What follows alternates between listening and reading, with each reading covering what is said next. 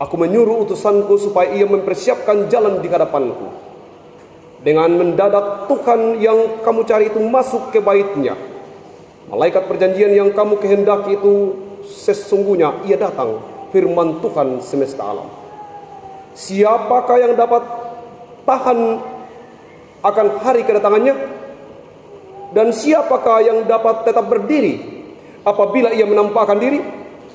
Sebab ia seperti api tukang pemurni logam dan seperti sabun tukang penatu.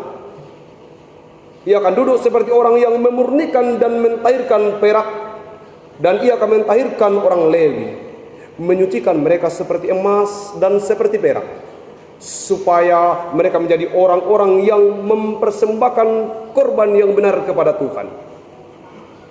Maka persembahan Yehuda dan Yerusalem akan menyenangkan hati Tuhan, seperti pada hari-hari dahulu kala dan seperti tahun-tahun yang sudah-sudah. Aku akan mendekati kamu untuk menghakimi dan akan segera menjadi saksi terhadap tukang-tukang sihir, orang-orang bersinat, dan orang-orang yang bersumpah dusta, dan terhadap orang-orang yang menindas orang upahan, janda dan anak piatu, dan yang mendesak ke samping orang asing dengan tidak takut kepadaku, firman Tuhan semesta alam. Demikianlah pembacaan firman Tuhan. Berbahagialah merenungkan Taurat Tuhan siang ataupun malam. Maranatha.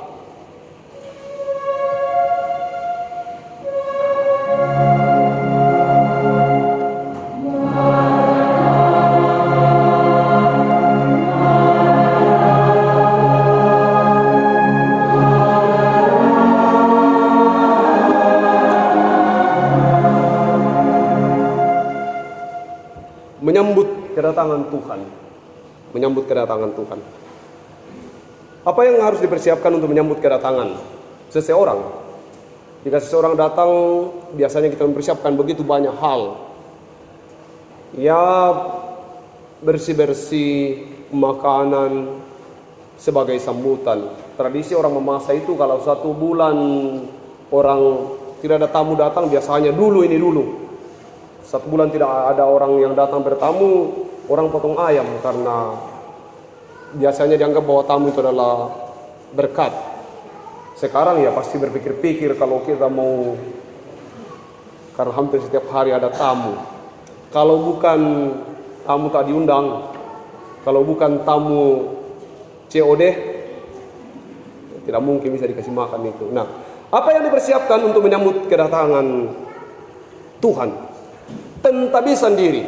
Beberapa waktu yang lalu kita sudah merenungkan bersama bahwa ada yang disebut dengan pentabisan diri. Pentabisan diri itu adalah, sebenarnya sayang karena kita semua menjadi sibuk sehingga proses perlengkapan pada saat pembekalan dari pekerja sinode tidak banyak yang hadir. Yang waktu itu menjelaskan apa itu liturgi dan bagaimana berliturgi, yang kemudian menjadi masalah di perkembangan gereja Raja Pemasa ini. Sekarang menyambut kedatangan Tuhan. Maliaki itu berarti bahasa Ibraninya Malakhi. Malakhi artinya utusanku. Kitab ini ditulis pada masa kerajaan Persia yang menggantikan kerajaan Babel pada tahun 539 sebelum Masehi. Kitab ini ditulis pada saat bangsa Israel ada di pembuangan, ada dalam keadaan yang sangat susah, ada dalam keadaan kemunduran, kemerosotan moral, kebobrokan spiritual. Mereka tidak lagi menjadikan ibadah sebagai hal yang prinsip, tapi menjadikan ibadah sebagai bagian dari formalitas saja. Mereka beribadah tapi dalam rangka menipu Tuhan. Mereka beribadah tapi dalam rangka menipu Tuhan. Pada tataran yang kelihatan mereka sangat-sangat aktif, tetapi keseharian mereka okultisme, lebih takut terhadap penguasa dunia daripada kepada Tuhan. Mereka merasa dirinya kudus tapi tidak membayar perpuluhan, tidak melakukan seluruh sistem rohani yang ada. Sesudah itu ada masa yang panjang kekosongan jabatan Nabi. 4 abad kira-kira diperkirakan seperti itu. Sesudah Maleakhi ada 4 abad, bangsa Israel kehilangan kekosongan Nabi. Lalu kemudian nanti muncul Yohanes yang kemudian berteriak-teriak di padang gurun bahwa persiapkanlah jalan untuk Tuhan. Waktu itu bangsa Israel sudah hidup sangat menyembah dewa-dewi dan menyembah berhala. Tujuan kehadiran Maleakhi adalah mencoba mengajak umat atau bangsa Yahudi untuk memperbaiki hubungan dengan Tuhan. Dan dia menjelaskan bahwa langkah-langkah apa saja yang perlu diperbaharui. Pertama, Maleakhi mengajak bangsa itu untuk bertobat dari dosa kemunafikan. Apa itu dibilang munafik? Harus dipahami dulu ini munafik. Munafik itu kelihatan baik-baik saja, tapi sesungguhnya di belakang dia bercumbu. Kelihatan aktivitas persekutuannya luar biasa, tetapi dalam aktivitas sesungguhnya dia menyembah ilah lain. Tadi saya sudah jelaskan bahwa tidak membayar perpuluhan, dia menyembah Baal atau dewa-dewi.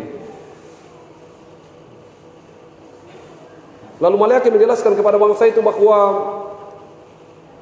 berhentilah, bertobatlah, karena itu akan mendatangkan murka Allah.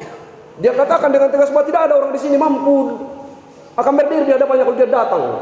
Kalau dia marah, tak seorang pun akan berada lagi di tempat ini. Dengan tegas dia berkata begitu. Makanya ketika Yohanes datang dalam kemarahannya, dia berkata, "Hai kau keturunan ular beludak," dan seterusnya. Herodes tersinggung dengan kata-kata itu. Herodias kemudian menjadi sangat dendam.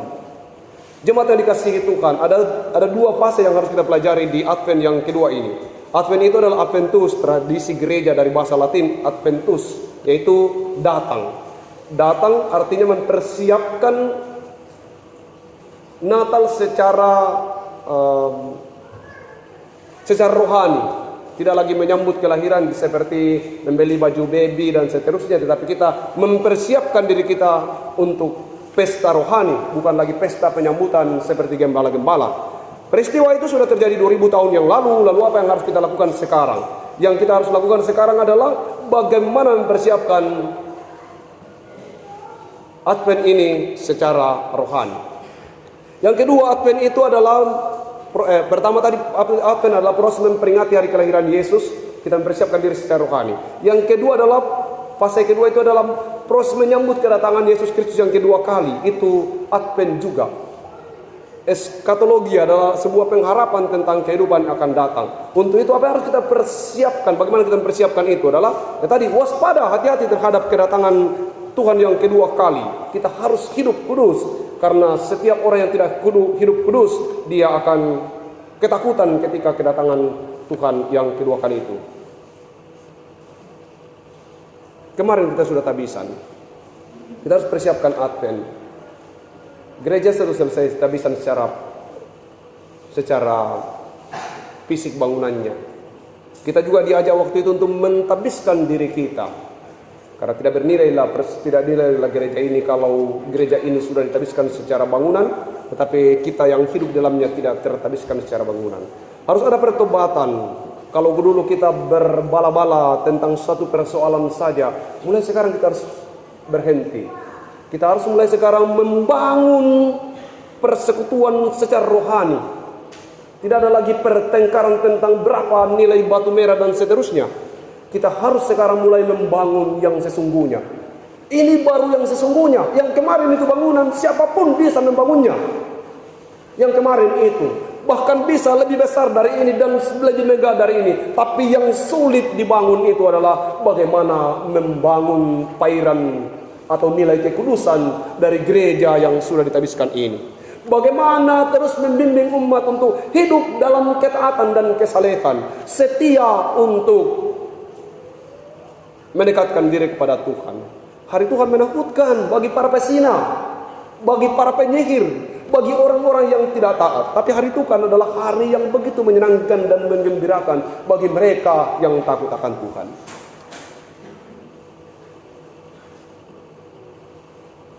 Bagaimana menyambut kedatangan Tuhan? Gandhi pernah disuruh untuk memimpin sebuah pembinaan di kelompok remaja. Ini Mahatma Gandhi. Waktu Mahatma Gandhi hendak memimpin sebuah pembinaan di pertemuan remaja di India, dia menolak untuk melakukannya dalam minggu itu. Dia katakan begini, saya harus menunggu 2 minggu lagi. Gandhi, kenapa mengundur ini? Ini pertemuan yang sangat sudah dijadwalkan dan sangat prinsip. Dia katakan, tidak, saya bisa mengambil bagian dalam pembinaan itu kalau diundur 2 minggu lagi. Akhirnya pembinaan itu diundur. Dalam perjalanan pengunduran pembinaan itu, orang bertanya kepada Gandhi, kenapa guru mengundur pertemuan itu? Dia katakan begini, saya masih tergantung pada permen karet. Kecanduan saya mengkonsumsi permen karet hampir tidak bisa saya tinggalkan.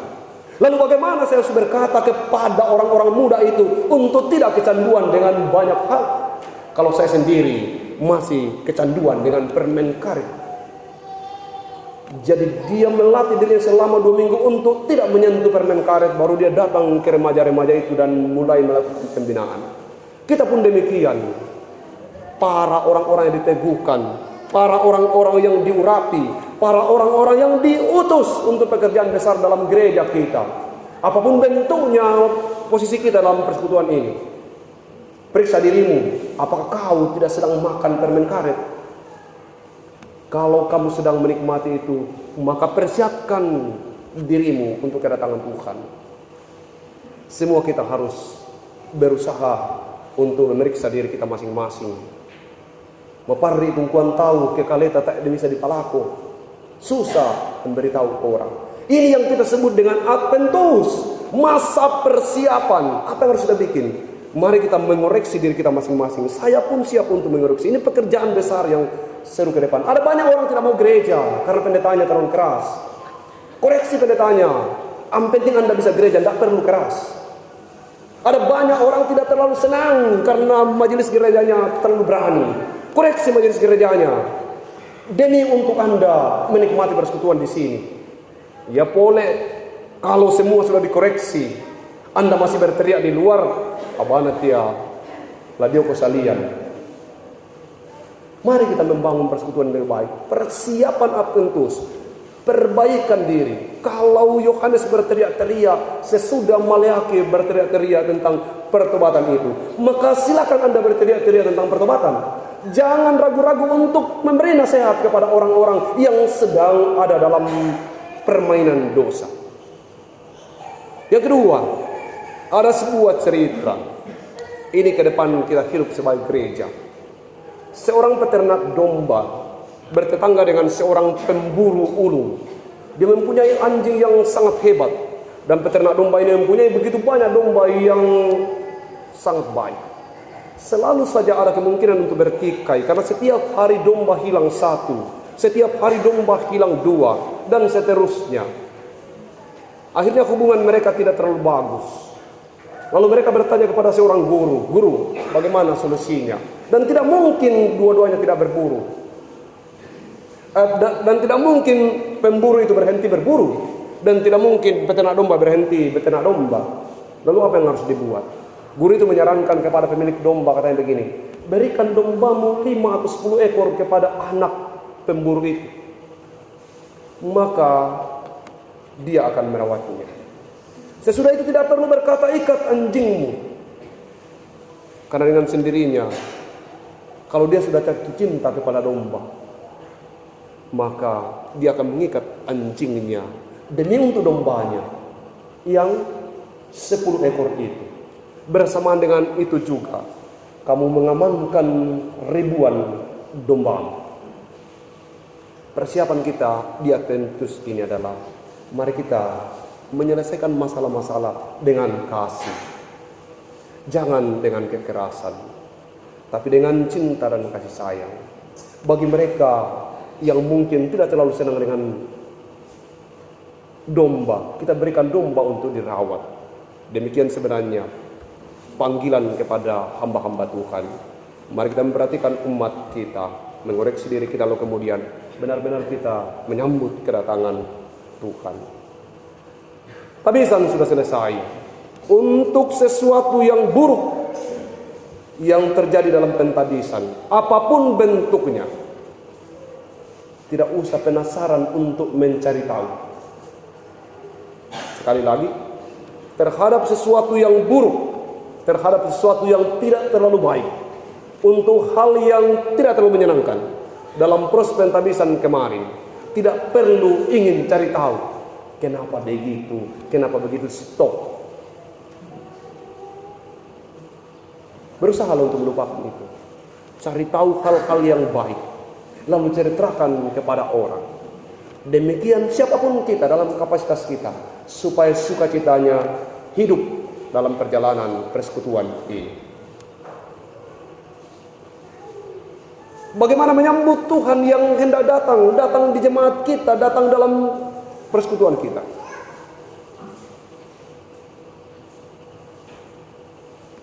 Hiduplah bergaul karib dengan Allah dan jangan melihat sekelilingmu. Kalau pendetamu tidak akrab dengan Tuhannya, jangan kemudian kamu ikut menjadi tidak akrab. Kalau ada majelis gereja yang kamu lihat tidak akrab dengan Tuhan, jangan kemudian kamu menjadi orang yang tidak akrab dengan Tuhan juga. Itu berarti kamu beriman, imannya ikut-ikutan. Bangunlah hubungan pribadimu dengan Tuhan. Kadang orang di sekitar kita imannya lemah. Kadang pendeta menghadapi pergumulan, tapi jangan kemudian itu menjadi alasan untuk menjadi ikut berdosa. Kadang majelis gereja juga lemah dalam pergumulan-pergumulannya karena persoalan dunia. Tetapi kepada Tuhan saja kita menyandarkan. Biarkan orang lain di sekitar kita berada dalam kelemahan karena iman, karena pergumulan-pergumulan. Tapi kita harus terus membangun hubungan yang baik dengan Tuhan. Hari Tuhan akan datang, percayalah hal itu. Dia datang 2000 tahun yang lalu dan dia berjanji akan datang lagi kemudian. Walaupun kamu belum melihat janji Tuhan, atau belum merasa bahwa janji Tuhan akan tergenapi. Kalau kemarin baru gempa, waktu gempa kita mau bilang Tuhan mau datang, dan semua orang banyak takut. Tapi sesudah gempa kita lupa lagi kalau Tuhan mau datang. Covid datang lalu kemudian kita katakan, oh ini ciri-ciri hari Tuhan mau datang. Sesudah selesai Covid, nampaknya Tuhan mengundur kedatangan itu. Tuhan itu pasti datang. Walaupun di sekelilingmu sudah berkata Tuhan tidak akan datang. Lalu firman Tuhan hari ini, dia datang 2000 tahun yang lalu dan dia berjanji untuk datang kedua kalinya. Percayalah akan hal itu. Selamat mempersiapkan diri untuk menyambut kedatangan Tuhan, memperingati kedatangan Tuhan dalam pesta Natal, dan mempersiapkan diri untuk menyambut kedatangan Tuhan yang kedua kali. Tuhan menolong dan mampukan kita. Amin.